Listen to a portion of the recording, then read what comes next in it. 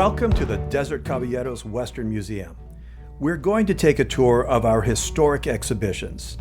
The scenes you're about to see accurately depict ranch life and town living in Wickenburg, Arizona in the early 1900s. Let's go explore.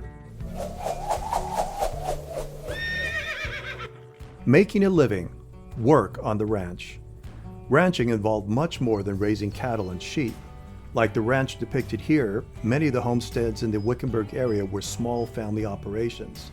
They were economically diverse and depended on multiple sources of revenue, including farming, carpentry, and mining to get by. A homestead relied on the labor of the entire family to succeed. Men, women, and children shared roles and responsibilities, which included working the land, tending to animals, cooking meals, mending clothing, or teaching school. It was all hands on deck every day. Many of Wickenburg's ranchers were Hispanic, and the materials they were familiar with came from the environment. This corral is made from stacked logs of mesquite, a type of fence called a retaque fence, a term possibly from the Spanish verb retacar, which means to pick up, compress, or tighten. Ranchers who came from the eastern U.S. learned from their Hispanic neighbors and quickly discovered it was more cost-efficient to build retaque fences than to import expensive wire fences.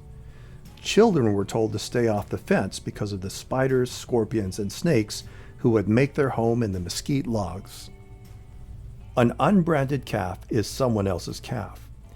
Each rancher had a unique brand that allowed them to identify his or her cattle at roundup time when they were driven to market. Brands were passed down through families like heirlooms. There were two types of branding irons: the stamp iron, which was a custom iron that included the full brand, and the running iron, which had a hooked tip that could be used to make or change any brand. The running iron was also a favorite tool of the cattle rustler. Being caught with a running iron in one's possession was a sure way to find oneself on the wrong side of the law, or worse, vigilante justice.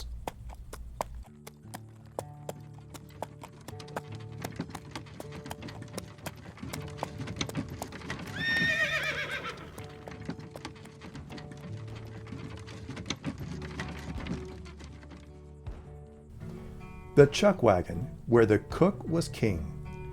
While cattle could better take the extreme heat of the desert floor, goats and sheep could not. With the onslaught of hotter temperatures, herders headed their charges to higher elevations.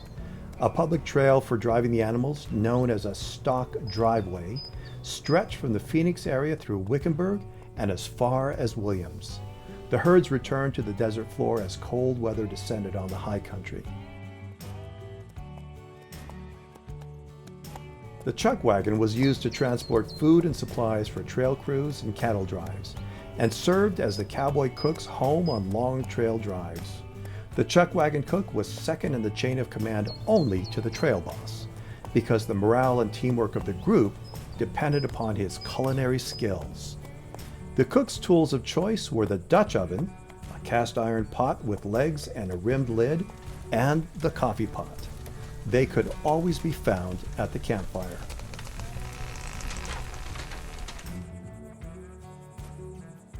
The ranch home. Ranch homes were initially constructed with one room and grew larger with additions as the ranch became established and the family grew larger. The kitchen was somewhat of a misnomer. The room was actually a work center for all kinds of family and economic activities, including cooking, sewing, and school lessons. Ranch residents used wood-burning stoves, or if they were of limited means, an open fireplace, or an Hispanic adobe horno, or oven. Stoves required about 50 pounds of wood each day. There was no thermostat, so the fire had to be closely watched, making cooking a time-consuming activity. The family may have slept on an attached porch, enclosed with screens to allow a cross breeze while keeping the desert bugs and critters out. Ever wonder why we say sleep tight?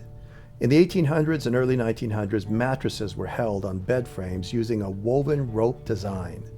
These ropes needed frequent tightening to ensure a taut, firm mattress for a good night's sleep. Hence, the phrase "sleep tight" was born. The mattresses were often stuffed using straw or down feathers. These materials tended to attract bugs, and so, over time, it became a common phrase to say, "Sleep tight, don't let the bed bugs bite." In the desert, bed bugs could also refer to scorpions and spiders. The legs of the bed would be placed in cans or jars, which would be filled with water to prevent the critters from climbing into bed. This room recreates a Wickenburg-era ranch home as it may have looked in the year 1912. The adobe block walls, tin porch roof, and ocotillo fence were all selected based on conversations conducted with members of local ranching families. Before refrigerators, ranchers kept their cream, butter, milk, and other perishables chilled in Arizona coolers. The cooler on this porch was factory made, but most were homemade versions made with framed chicken wire covered with burlap on the outside. Water on the burlap, along with a slight breeze, cooled the inside and kept food from spoiling. Leon Powell remembered, "My grandfather at the ranch had a desert cooler. It was a metal box covered with burlap. Water dripped over the box and evaporated. It was very efficient. You couldn't make ice in it, but it would keep milk for 2 or 3 days." Water, lifeblood of the ranch. A reliable source of water could determine the success or failure of a ranch. There were several methods of collecting water. Ranchers who lived far away from the river piped water to their homes from nearby springs, trapped rainfall in a cistern or rain barrel, and, when necessary, traveled into town and bought water.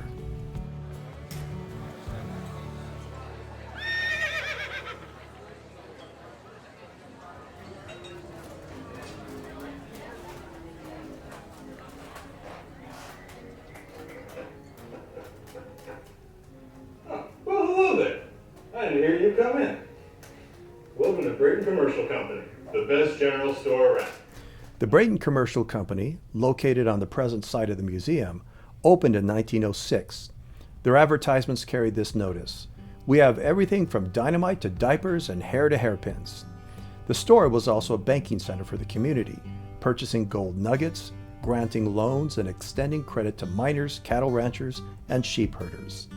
The alleyway in the back was used by ranchers and herders dropping off their goods to sell, while patrons entered in the front entrance to shop for supplies.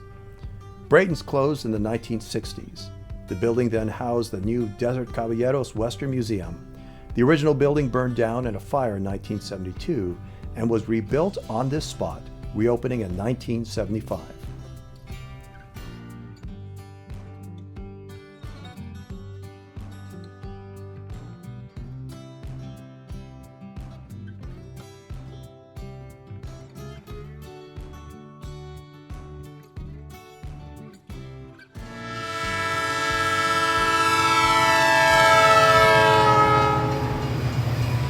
In 1895, the arrival of the Santa Fe Railroad made Wickenburg, once a dusty little town on the Hassayampa River, a crossroads for miners, ranchers, and sheep herders from surrounding areas like Congress, Aguila, and Salome.